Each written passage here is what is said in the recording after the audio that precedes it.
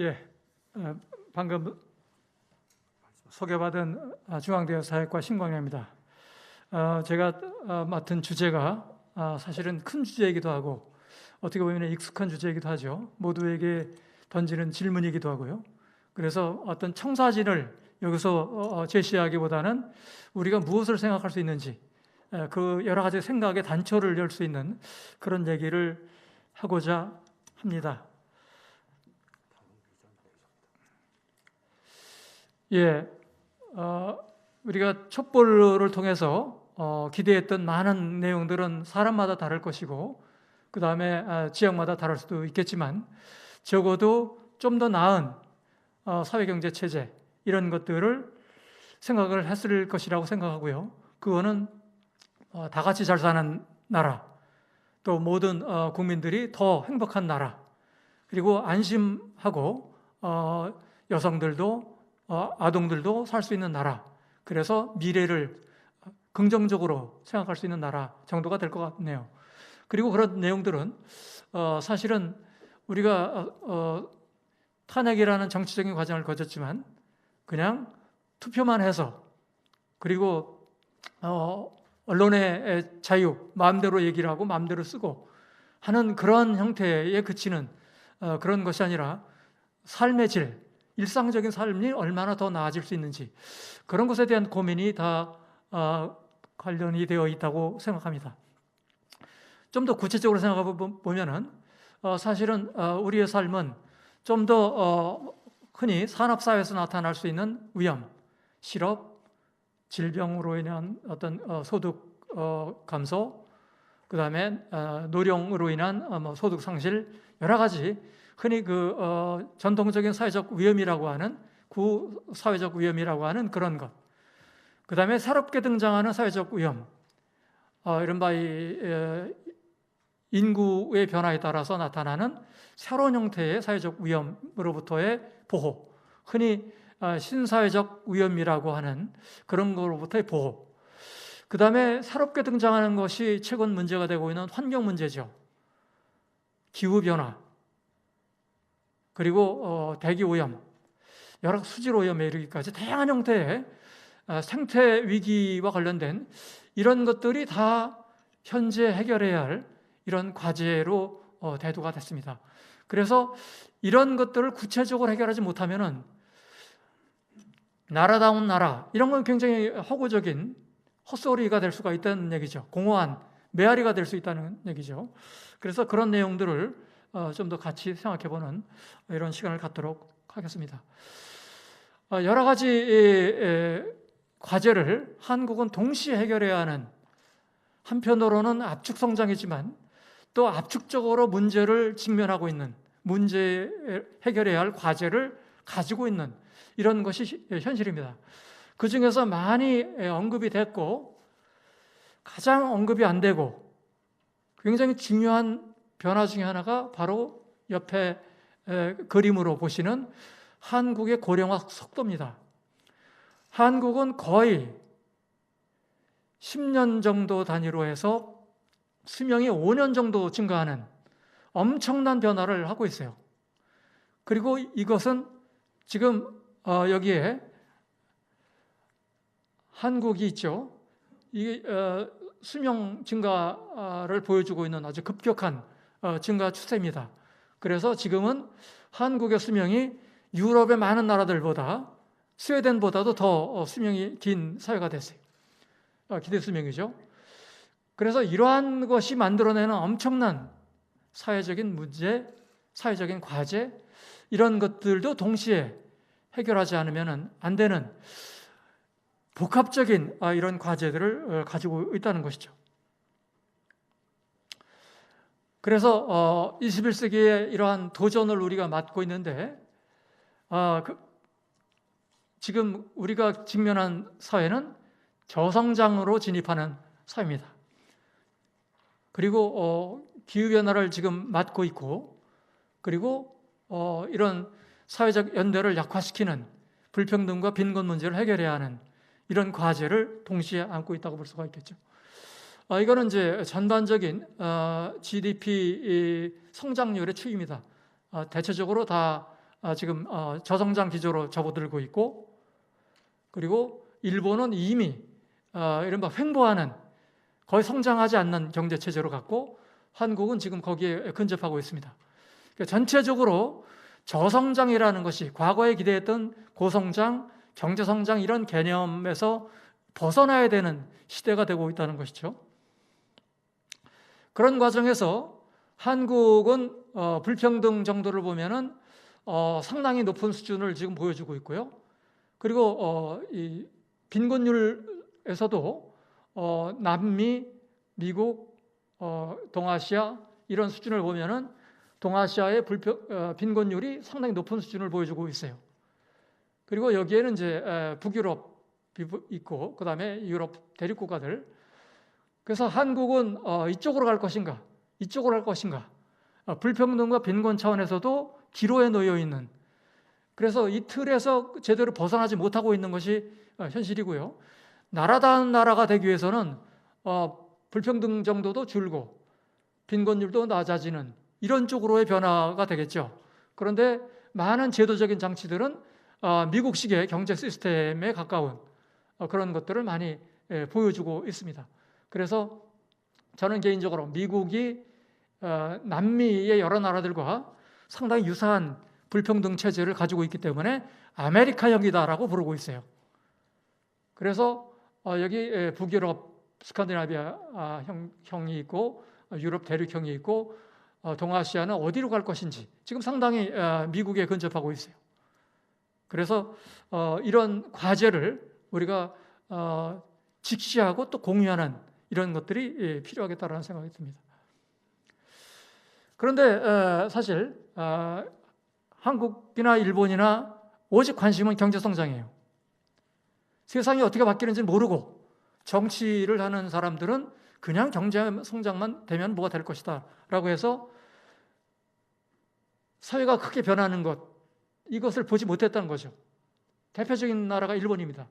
70년대부터 저출생이 시작이 됐고 70년대 초반부터 고령화가 시작이 됐어요. 아예 그런 사회 문제에 대해서는 알지도 못했고 관심도 갖지 않았고, 그러다 보니까 일본의 복지 지출이 남미 수준도 안 되는 90년, 2000년 이전까지 거의 복지를 도외시한 나라죠. 그리고 그 옆에 한국은 더 그런 것보다 더 나아가는, 아예 복지에 대한 관심이 없었던 성장기에, 고도 성장기에 복지에 대한 관심이 없었다는 얘기죠.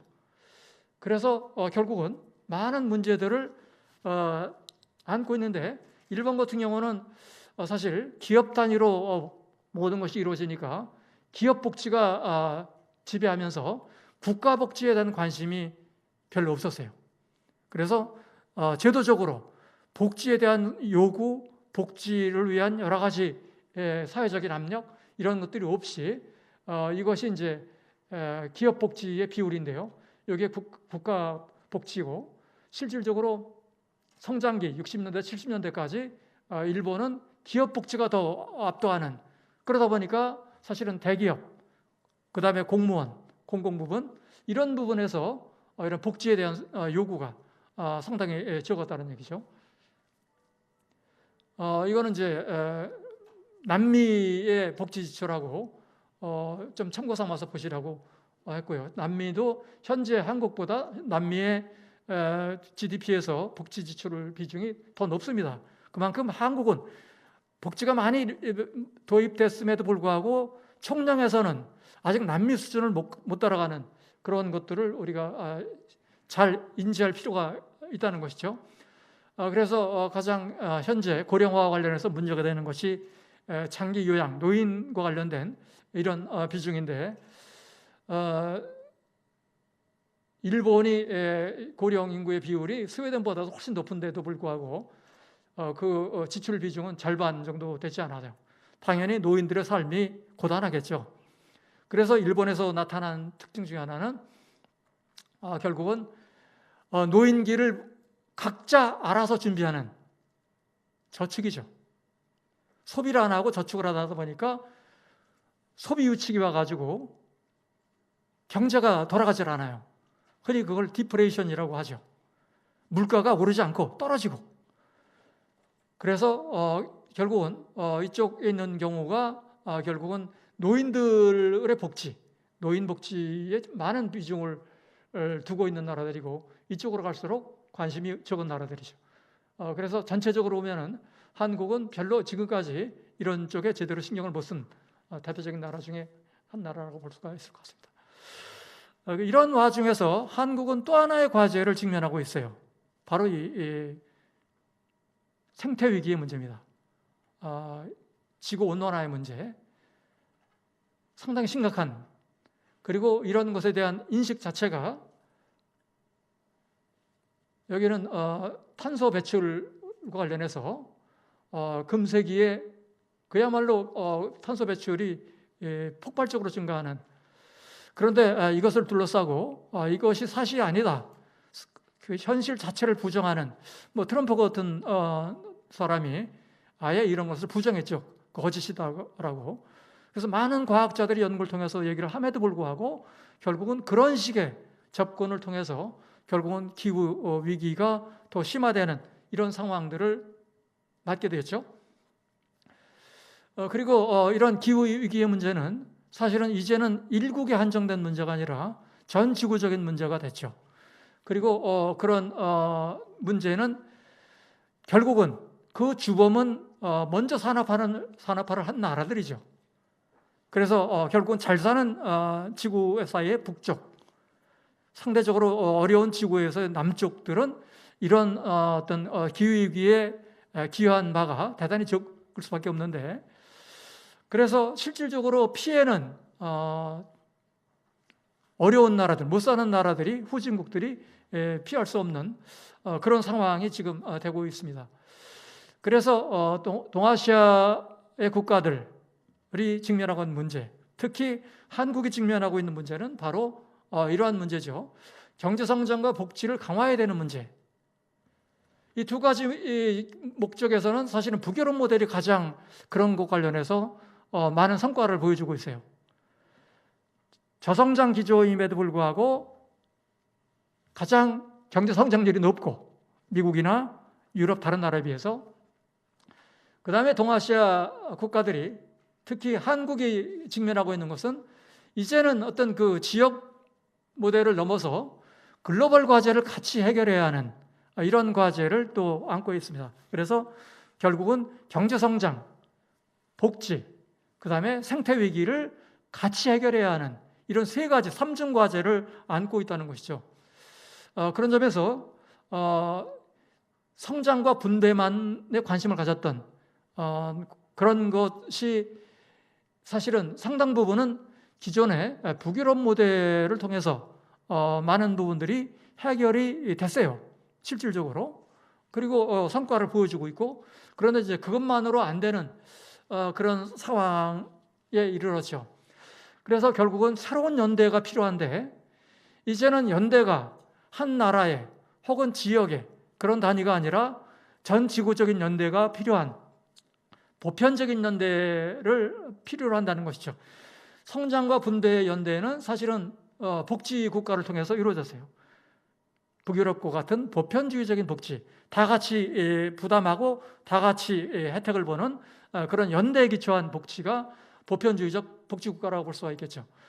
그리고 각자 알아서 도생을 하고, 또 필요한 사람은 따로 혜택을 받고, 내는 사람, 받는 사람이 다른 이런 경우가 이제 미국식 자유주의 복지국가라고 할 수 있는 그런 것이라고 볼 수가 있겠죠. 그런데 이제는 그런 개별 국가의 복지 제도를 넘어서는 보편적인 연대, 지구적인 연대가 필요한 시대가 됐다는 것이죠. 그래서 이러한 연대가 부족한 사회, 경쟁과 차별과 배제가 지배하는 사회에서 나타나는 특징은 바로 범죄입니다. 범죄와 자살의 문제, 다 사람의 목숨과 관련된 문제들이죠.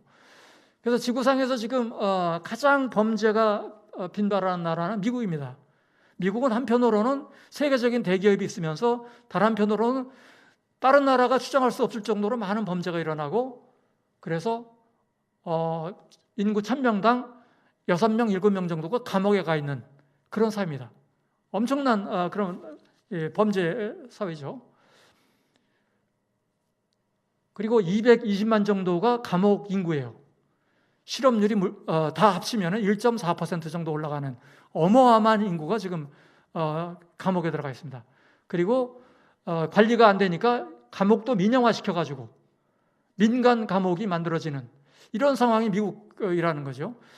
그래서 그런 사회가 아닌, 그리고 많은 사람들이 같이 공존할 수 있는 이런 지속 가능한 그런 사회, 그거는 결국은 생태적인 차원에서 공존하고, 그 다음에 사회 시스템으로서 여러 가지 다양한 사회 집단 그리고 정책들이 지속 가능한 형태로 유지될 수 있는, 그리고 그런 것들은 결국은 어떻게 만들어내느냐, 사실은 어떤 누가 해답을 딱 제시하는 건 아니죠.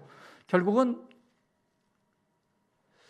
문제를 공유하고 지식을 공유하고 공감하고 연대하는 그러한 것들이 기본적인 토대가 되어야 되는데, 그런 점에서 현실이 무엇인지 현실을 정확하게 진단하고 그것을 공유하는 것, 무엇이 문제인지, 그리고 그런 것에 기초해서 공감하는 것, 이것이 상당히 심각한 문제고, 후대에 5년 문제가 아니라 20년, 50년, 100년의 미래를 생각하면서 같이 공감할 수 있는, 그리고 그것을 통해서 연대를 만들어내는, 그리고 연대라는 것은 원래 있는 것이 아니라 만들어지는 거죠. 연대는 강화되기도 하고 약화되기도 하는 제도에 의해서, 그래서 사람이 제도를 만들고 제도가 사람을 만든다라는 얘기를 할 수 있을 것 같아요. 그래서 어떤 제도를 우리가 잘 만들어내느냐에 따라서 우리 사회가 지속 가능한, 또 생존 가능한, 살만나는 사회가 되느냐 안 되느냐, 이런 과제가 그런 것에 의해서 결정될 수 있다고 생각합니다. 경청해 주셔서 감사를 드리고요.